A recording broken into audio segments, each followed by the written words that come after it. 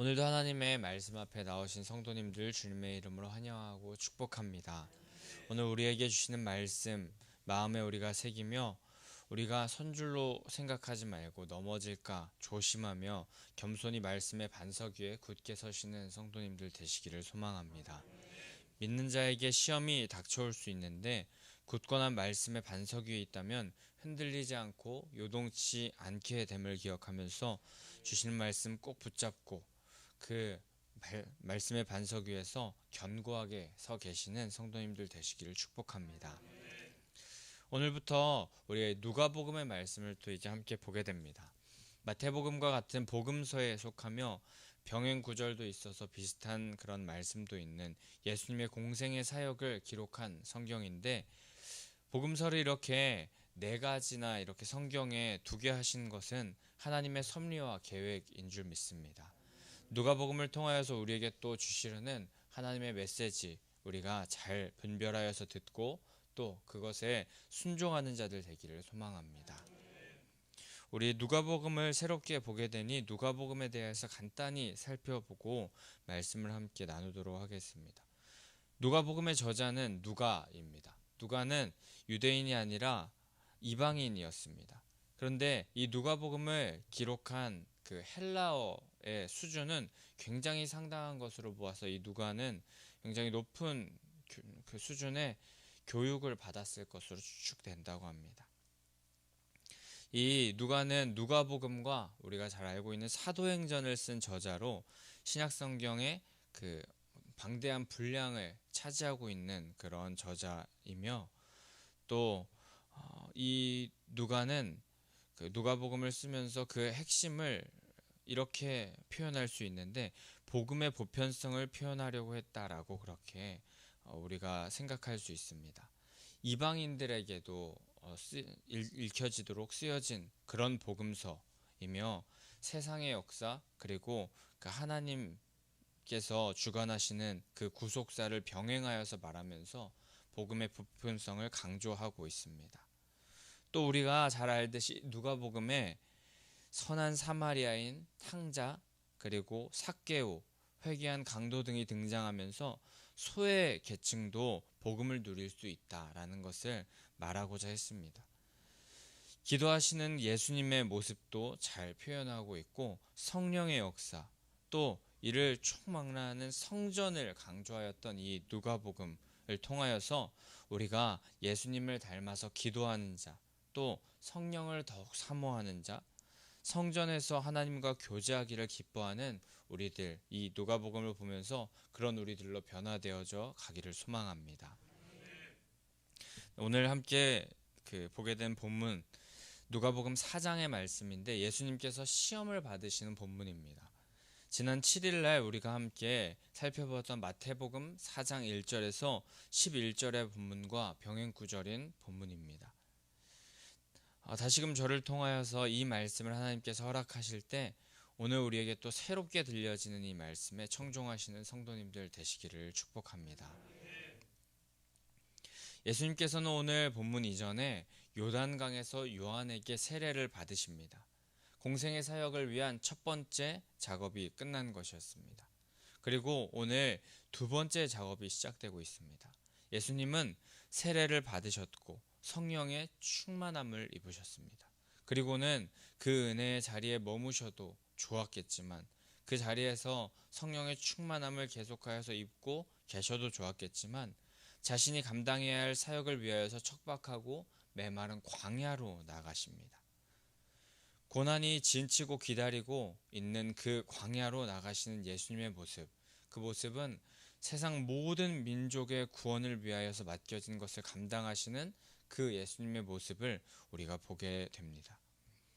우리도 예수님처럼 뻔한 고난이 있는 줄 알면서도 그 길이 우리에게 맡겨진 길이라면, 우리는 어려움과 역경이 있는 길임을 알면서도 하나님의 인도하시는 그 길, 그 고난의 길, 어려움, 박해의 길 우리가 감당하면서 하나님의 사역을 잘 준비하는 자들 되어야 할 줄 믿습니다. 그렇게 예수님께서는 척박한 광야에 가셨는데 40일 동안 계시면서 줄이신 후에 성령에게 이끌리셔 하게 된 두 번째 공생의 작업, 그것은 다름이 아닌 마귀의 시험이었습니다. 성령을 받으시고 굳이 광야에 가셨는데 또 거기서 마귀의 시험까지 받으시게 되는 것이었습니다. 그런데 우리가 이미 마태복음에서도 보았듯이 이 부분이 조금 의아할 수 있습니다. 성령에 이끌려 마귀의 시험을 받는다. 너무나도 대조되는 두 존재, 성령, 마귀. 이 존재가 한 문장에 들어있으니 조금 어색하고 이상합니다. 하지만 이상히 여길 필요 없습니다. 성령이 충만한 자에게 마귀의 시험은 이상히 여길 일이 아닙니다. 당연한 일이라고 보아도 과언이 아닙니다. 베드로전서 4장에서 너희를 연단하려고 오는 불시험을 이상히 여기지 말라라고 말씀하셨었고, 요한일서 3장에서도 세상이 너희를 미워하여도 이상히 여기지 말라고 말씀하셨습니다. 바른 복음을 가진 자, 하나님의 말씀을 소유한 자, 진리를 가진 자, 또 성령의 충만함을 가진 자는 세상과는 다릅니다. 그렇기에 충돌이 있는 것이 어찌 보면 당연합니다. 이는 곧 성령이 충만한 자, 하나님과의 관계를 더 깊이 하려는 자에게 시험이 오는 것이 당연하다는 것을 말하는 것입니다. 우리는 성령에 이끌려 시험을 받으셨다는 이 말씀에 어떻게 성령의 충만과 마귀의 시험이 동시에 있지? 이상하다 라고 여길 것이 아니라 나의 성령 충만을 싫어하는 존재가 있구나. 신실한 신앙을 싫어하는 존재가 분명히 있구나. 그리고 그것을 방해하는 시험이 있구나라는 것을 우리는 인지하여야 할 것입니다. 예수님께서 그런 상황을 겪고 계시는 것이지만 그런 상황에서 예수님께서 미리 오늘 말씀을 통하여서 승리하시고 이기시는 모습, 우리가 말씀을 통하여서 보면서 우리도 예수님과 같은 능력, 예수님과 같은 권세를 가진 자임을 기억하며 항상 시험과 환난에서 승리하는 성도님들 되시기를 축복합니다. 3절에서 그 마귀는 첫 번째 시험을 예수님께 하게 되는데 돌들에게 명하여 떡이 되게 하라 라고 그렇게 명하고 있었습니다. 40일 동안 줄이셨던 예수님을 보며 넘어지기 쉬운 부분을 건드리는 것입니다. 가끔 그 격투기를 보게 되면은 예를 들어서 왼쪽 눈에 문제가 생긴 선수가 있는데 그 상대 선수는 그 왼쪽 눈이 약점인 것을 알면서 이 왼쪽으로 그 약점을 파고들어서 왼쪽으로 시야가 좀 좁은 곳으로 들어와서 승기를 잡으려고 하는 그런 모습을 가끔 볼 때가 있습니다. 근데 마귀도 우리의 약점, 우리의 연약한 곳을 가만히 두지 않습니다. 그것은 반칙이 아닙니다. 40일이나 인간이 밥을 먹지 않고 견딜 수 있는 거의 최대 시간, 그 시간이고 또 40일부터는 거의 목숨이 위태할 정도의 그런 상황이라고 하는데 그런 사람 앞에서 먹을 것으로 유혹하고 시험하고 있는 연약함을 건드리는 이 마귀의 모습을 보게 되는 것입니다. 하지만 우리가 연약함을 우리에게 공격하면 우리는 넘어질 수밖에 없는데 우리는 너무 연약한 존재라서 부족해서 거기서 질 수밖에 없는 상황이지 않나라고 그렇게 생각할 수 있지만 걱정할 필요 없습니다. 우리에게 그런 연약함이 존재하지만 그 연약함을 도우시는 분이 계신다는 것을 우리는 기억해야 할 것입니다. 바로 성령 하나님이십니다. 로마서 8장 26절에서 성령도 우리의 연약함을 도우시나니 우리는 마땅히 기도할 바를 알지 못하나 오직 성령이 말할 수 없는 탄식으로 우리를 위하여 친히 간구하시느라 라고 말씀하셨습니다. 우리의 연약함을 도우시는 성령을 의지하여 우리는 마귀의 시험을 이길 수 있습니다. 우리가 그것을 기억해야 할 줄 믿습니다. 그리고 이 누가복음 4장 3절 말씀에서 떡이라는 그런 단어가 단수로 표현되었다고 합니다. 이것이 우리에게 말하는 바, 그것은 마귀는 교묘하게 우리를 유혹한다는 것인데 마귀가 내가 배 터지게 먹으라는 말이 아니라 아무도 모르게 그저 떡 한 덩이 하나만 먹으라는 거잖아. 진수성찬을 차려 먹으라는 게 아니라 하나님의 모든 뜻과 계획을 송두리째 거역하라는 것이 아니라 단 하나만, 떡 한 덩이만 먹으면 안 되겠느냐 하는 것입니다. 많은 것 중에 단 하나만 타협하라는 것입니다. 하지만 죄의 모양은 어떤 것이라도 과감히 버려야 함을 데살로니가전서 5장 22절에서 말씀하셨습니다. 우리는 작은 것 하나, 단 하나에도 타협하지 않고 미련할 정도로 한 길, 예수님께서 걸어가셨던 그 길만 걸어가야 할 줄 믿습니다. 예수님은 그렇게 4절에서 그런 첫 번째 시험에 기록된 바 사람이 떡으로만 살 것이 아니요 하나님의 말씀으로 말미암아 살 것이라고 하시면서 말씀으로 말미암아 시험을 이기시는 모습을 보게 됩니다. 이후에 마귀는 이어서 곧바로 예수님을 이끌고 순식간에 천하만국을 보였다고 합니다. 두 번째 마귀의 시험이 시작된 것입니다. 그리고 그 모든 권위와 영광을 내게 주리라 라고 그렇게 마귀가 말합니다. 이는 세상의 권세, 영광, 명예에 대한 유혹이 다가온 것입니다. 누가복음에서 이 천하만국을 보여주었다는 것을 원어적으로 보게 되면은 마태복음과는 조금 다르게 정치적인 의도가 강하게 반영되어 있다라고 그렇게 말합니다. 무슨 말이냐 하면 마귀가 보여준 천하만국, 그것은 당시 최고의 제국, 로마 제국이었고 그 제국을 손에 넣을 수 있다면 이스라엘 사람들이 원하는 정치적인 자유, 해방 그런 것을 주기 편안해지고 그것을 주기에 쉬워지기 때문에 예수님께 그런 유혹을 했던 것입니다.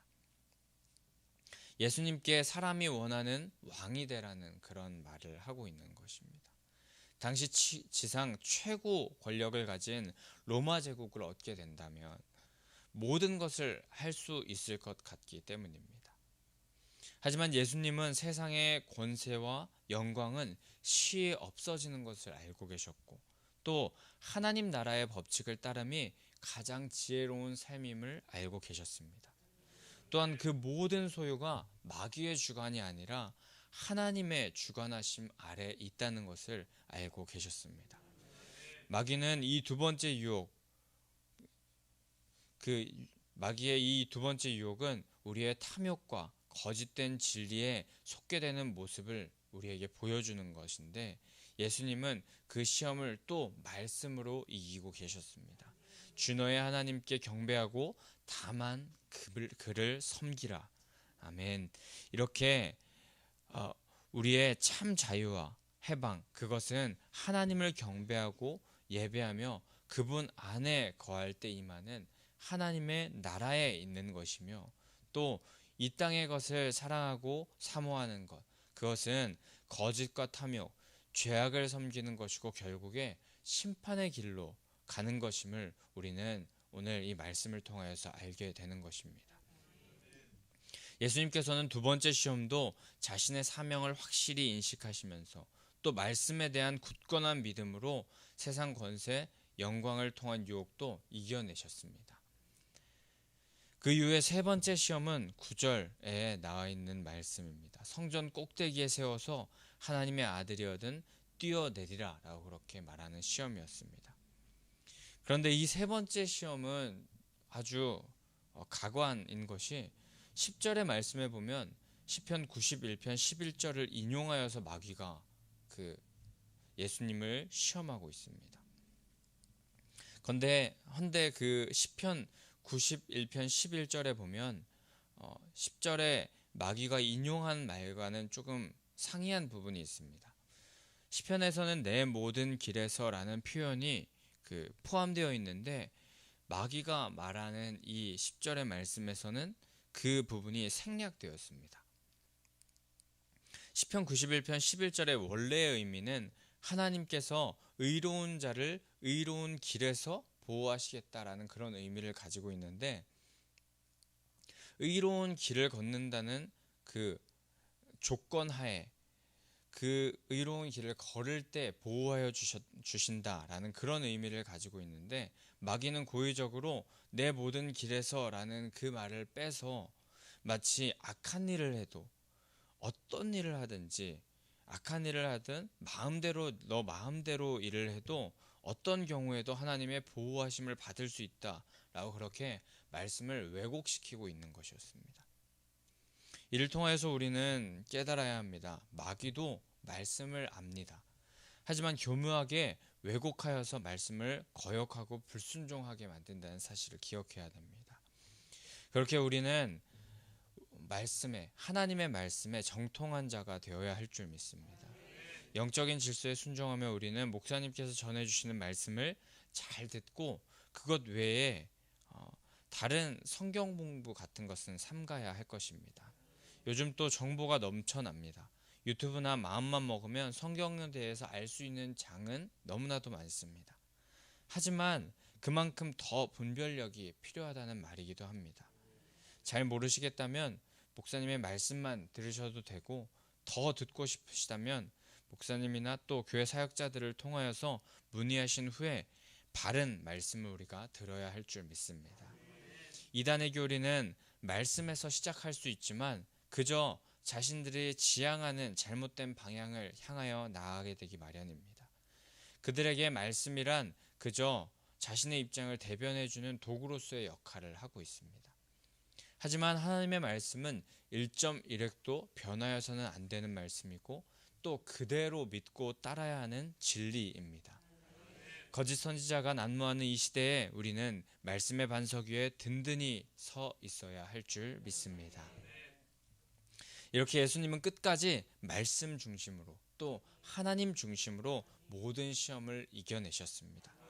그리고 오늘 말씀 끝에 마귀는 떠나가게 되는데, 마태복음 말씀에서도 우리가 보았듯이 13절 말씀에 보면 마귀가 모든 시험을 다한 후에 얼마 동안 떠나니라 라고 그렇게 말하고 있습니다. 마귀의 시험이 잠시 멈출 수 있지만 완전히 떠나지 않고 끊임없이 다시 올 수 있다는 말입니다. 그렇게 우리는 한두 번 이겼다고 자만해서는 안 될 것입니다. 끝날 때까지 끝난 게 아님을, 또 선줄로 알 때에 넘어질 수 있다는 것을 우리가 기억하며 주 앞에 서는 그날까지 말씀을 붙잡고 예수님과 함께 믿음의 길을 끝까지 걸어가야 할 줄 믿습니다. 마지막 때에 마귀의 시험이 오는 것, 그 시험이 오는 것은 이상한 일이 아님을 우리가 기억해야 할 것입니다. 우리는 이에 싸울 준비를 마쳐야 할 것입니다. 싸워 승리할 수 있는 무기를 우리가 가져야 할 텐데, 우리가 싸워서 이길 수 있는 비결, 그 무기를 이미 예수님께서 다 허락하여 놓으셨는 줄 믿습니다. 십자가에 죽으시고 또 부활하셔서 영원한 승리를 허락하여 놓으신 우리 예수님, 우리가 믿고 의지하면서 끝까지 승리의 길을 걸어가야 할 줄 믿습니다. 부활하신 예수님의 능력이 우리의 능력이 되는 줄 믿습니다. 이미 승리하여 놓으시고 또 우리에게 이기는 길을 열어놓으신 하나님을 신뢰하면서 오늘 이 시간 또 성령을 의지하여서, 또 성령님과 동행하여서 시험을 이기고 승리하는 삶을 살 수 있게 하여 달라고 우리 기도하면서 하나님과 함께 걸어가는 믿음의 성도님들 되시기를 간절히 소망하고 축복합니다. 우리 그럼 이 시간에 함께 546장 함께 찬송하신 후에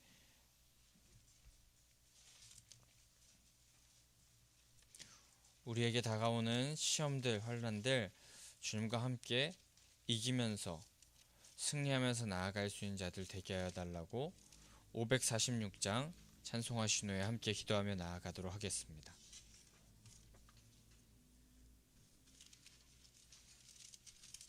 546장 함께 찬송하신 후에 기도하실 텐데, 부활신앙 및 성전 건축을 위한 기도 제목 먼저 선포하도록 하겠습니다.